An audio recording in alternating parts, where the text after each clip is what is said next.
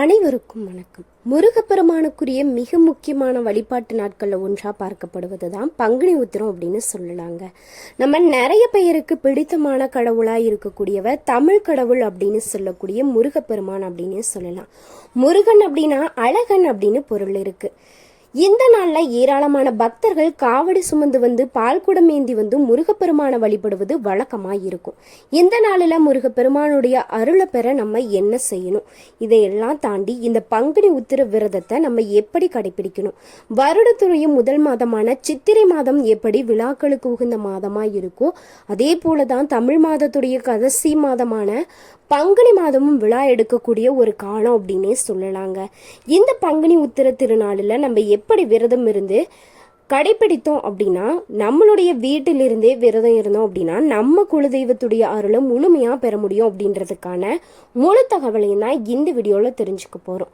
அதுக்கு முன்னாடி உங்களுக்கு முருகப்பெருமானை பிடிக்கும் அப்படின்னா இந்த வீடியோக்கு ஒரு லைக் பண்ணிட்டு மறக்காம கமெண்ட் பாக்ஸில் ஓம் சரவணபவா அப்படின்னு சொல்லிட்டு 3 முறை கமெண்ட் பண்ணுங்க. வாங்க வீடியோக்குள்ளே போகலாம். இந்த பங்குனி உத்திர தினத்துல வீட்டில் இருந்தபடியே எளிமையா இந்த விரதத்தை கடைபிடித்தோம் அப்படின்னா குலதெய்வத்தை வழிபட்டா கோடி நன்மைகளை நம்மளால பெற முடியும் அப்படின்னு தான் சொல்லணும். இந்த பங்குனி உத்திர தினத்துல நிறைய பேர் குலதெய்வ கோவிலுக்கு செல்லக்கூடிய வழக்கம் அப்படின்றது இருக்கும்.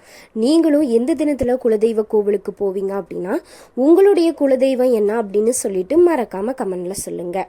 தமிழ் வருடத்துடைய முதல் மாதமான சித்திரை திருவிழாவுக்கு எவ்வளவு முக்கியத்துவம் வாய்ந்ததோ அதே போலதான் கடைசி மாதமான பங்குனி மாதத்தில் வரக்கூடிய கடைசி நட்சத்திரமான உத்திரம் நட்சத்திரத்துல கொண்டாடப்படக்கூடிய பங்குனி உத்திரம் திருவிழாவும் சிறப்பு பெற்றது அப்படின்னு சொல்லலாம். இந்த தினத்துல நிறைய பேர் குலதெய்வ கோவிலுக்கு சென்று வழிபாடும் செய்வோம். குலதெய்வம் தெரியாதவங்க திருச்செந்தூர் சென்று முருகனை தரிசிப்பாங்க. கோவிலுக்கு செல்ல முடியாதவங்க வீட்டிலிருந்தே விரதத்தை இருந்து வழிபாடும் செய்வாங்க. பங்குனி உத்திர தினத்துல மேற்கொள்ளக்கூடிய வழிபாடு குலதெய்வத்துடைய அருளை பெற உதவும் அப்படின்னு சொன்னா உங்களால நம்ப முடியுதா? ஆமாங்க, நம்ம எப்படி வீட்டிலிருந்தே இந்த முருகனை நினைத்து நம்ம விரதம் இருந்தோம் அப்படின்னா நம்மளுடைய குலதெய்வத்துடைய அருளையும் நம்ம சேர்த்து பெற முடியும் அப்படின்னு தான் தெரிஞ்சுக்க போறோம். சஷ்டி, வைகாசி விசாகம், சித்ரா பௌர்ணமி, தைப்பூசம் போன்ற பல திருவிழாக்கள் தமிழ் கடவுளான முருகப்பெருமானுக்கு கொண்டாடப்பட்டாலுமே பங்குனி உத்திரம் அப்படின்றது வருடத்துடைய கடைசி திருவிழாவா ரொம்ப விமர்சையா கொண்டாடப்படக்கூடிய திருவிழா அப்படின்னு சொல்லலாம்.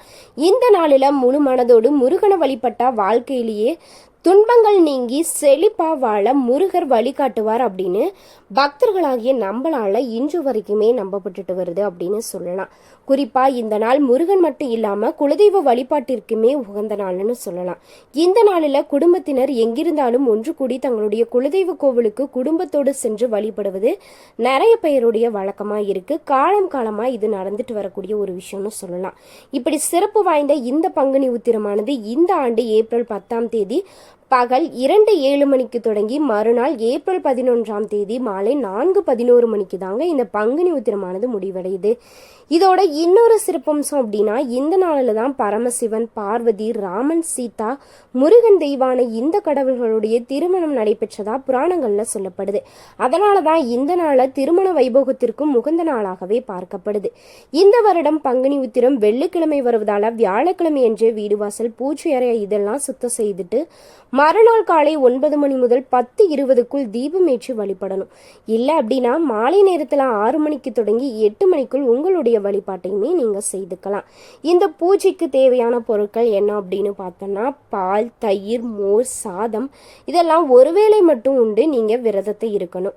விரதம் இருக்கிறவங்க சரவணபவ கந்தசஷ்டி கவசம் பாராயணம் செய்யணும்.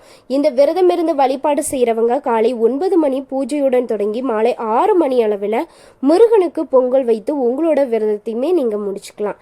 இப்படி பங்குனி உத்திரம் அன்று முருகனை வழிபட்டா குழந்தை பாக்கியம், திருமண யோகம், செல்வ செழிப்பான மாதத்துல வரக்கூடிய பௌர்ணமி திதியும் உத்திர நட்சத்திரம் இணைந்து வரக்கூடிய நாள் தான் பங்குனி உத்திரம் அப்படின்னு நம்ம கொண்டாடிட்டு வரோம்.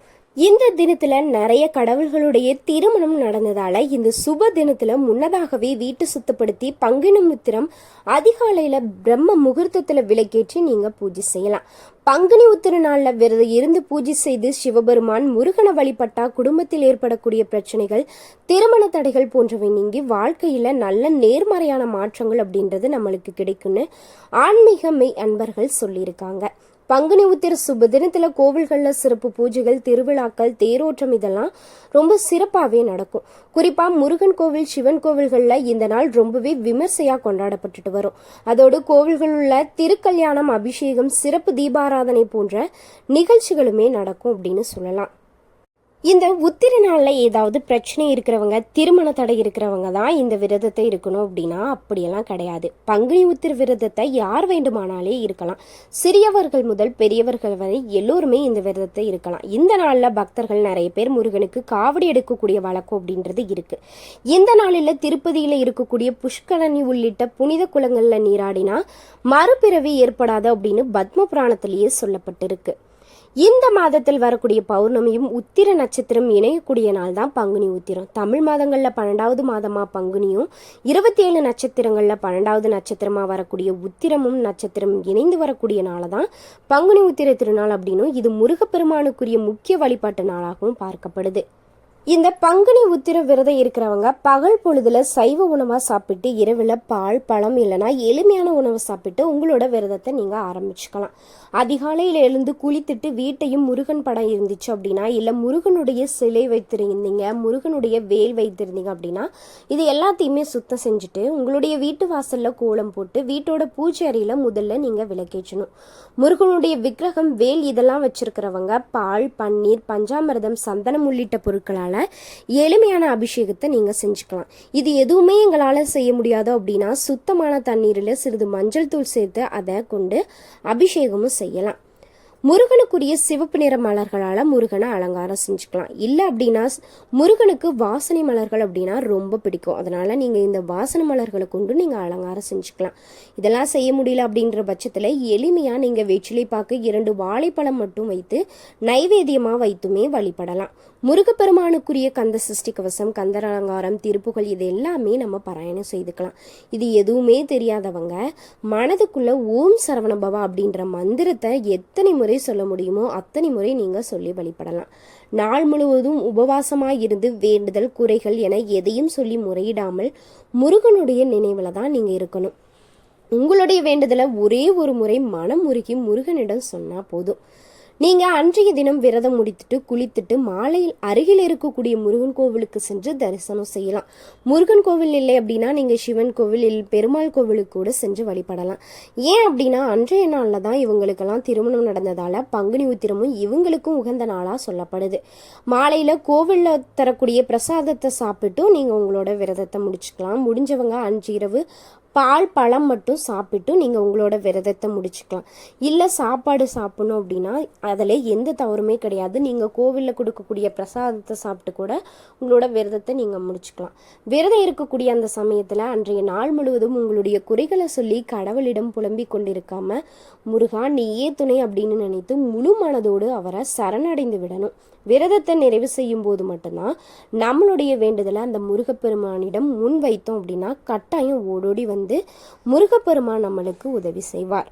இந்த பங்குனி உத்திர நாளோட சிறப்பு இதோட, அதாவது இந்த நாளில் விரதம், திருமண விரதம், கல்யாண விரதம் அப்படின்னு இந்த நாளை போற்றப்படுறாங்க. இளைஞர்களும் கன்னிகளும் இந்த தினத்தில் சிவனையும் முருகனையும் திருமண கோலத்தில் வணங்கி வழிபட்டீங்க அப்படின்னா திருமணம் ஆகாதவங்களுக்கு கூடிய சீக்கிரத்தில் திருமணம் நடக்கும் அப்படின்றது நிறைய பேருடைய நம்பிக்கை இருக்கு. அது மட்டும் இல்லாமல் இந்த திருமணம் ஆகாதவங்க, திருமணத்திற்காக காத்திருக்கிறவங்க, இப்படி இருக்கிறவங்க எல்லாமே நீங்கள் அன்றைய தினத்தில் முருகனை நினைத்து நீங்கள் விரதம் இருந்து வழிபட்டீங்க அப்படின்னா கட்டாயம் திருமணம் அப்படின்றது உங்களுக்கு கூடிய சீக்கிரத்தில் கைகூடும் அப்படின்னு சொல்லலாம். ஏன்னா இன்றைய நாளில் தான் நிறைய தெய்வங்களுடைய திருமணம் நடந்ததா புராணங்களில் சொல்லப்பட்டிருக்கு. அதனால தான் இன்றைய தினத்தில் திருமணமாகாதவங்க கட்டாயம் விரதம் இருந்தீங்க அப்படின்னா உங்களுக்கு கூடிய சீக்கிரத்தில் திருமண பாக்கியம் கிடைக்கும் அப்படின்றது நிதர்சனமான உண்மையாகவே சொல்லப்படுது. இன்னைக்கு வீடியோவில் முருகப்பெருமானுக்கு உகந்த பங்குனி உத்திர திருவிழாவில் நம்ம எப்படி விரதம் இருக்கணும், நம்மளுடைய குலதெய்வத்துடைய அருளை முழுமையாக பெறணும் அப்படின்னா நம்மளுடைய வீட்டிலிருந்தே எப்படி முருகப்பெருமானையும் குலதெய்வத்தையும் மனதார வழிபட்டோம் அப்படின்னா என்னென்ன பிரச்சனைகள்லாம் தீரும் அப்படின்றத பற்றி தான் இந்த வீடியோவில் முழுமையாக தெரிஞ்சிருப்போம். இந்த வீடியோ தகவலானது உங்களுக்கு ரொம்பவே பயனுள்ள வகையில் தான் இருந்திருக்குன்னு நம்புகிறேன். வீடியோ பிடிச்சிருந்துச்சு அப்படின்னா மறக்காமல் லைக் பண்ணுங்கள், ஷேர் பண்ணுங்கள், கமெண்ட் பண்ணுங்கள். நீங்கள் இன்னும் நம்மளுடைய சேனலை சப்ஸ்கிரைப் பண்ணாமல் இருந்தீங்கன்னா மறக்காமல் சப்ஸ்கிரைப் பண்ணிக்கோங்க. கூடவே இருக்க பெல் ஐக்கானையும் மறக்காமல் கிளிக் பண்ணிக்கோங்க. அப்போ தான் நம்ம போடக்கூடிய வீடியோ நோட்டிஃபிகேஷன் மூலியமாக உடனுக்குடனே உங்களை வந்து சேரும். இந்த வீடியோ பற்றி நீங்கள் என்ன நினைக்கிறீங்கன்னு சொல்லிட்டு மறக்காமல் உங்களுடைய கருத்துக்களை கமெண்ட் பாக்ஸில் பதிவிடுங்க. நன்றி நண்பர்களே.